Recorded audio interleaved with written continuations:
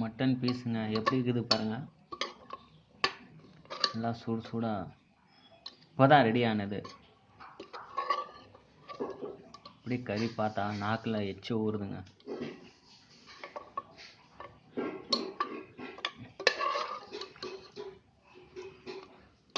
இதோடு சேர்த்து பரோட்டா ஒன்று வச்சுக்கின்னு ஒரு பீஸ் வச்சு சாப்பிட்டு பார்க்கலாம். ஷெர்வாவோட எப்படி இருக்குன்னு பார்க்கலாம்.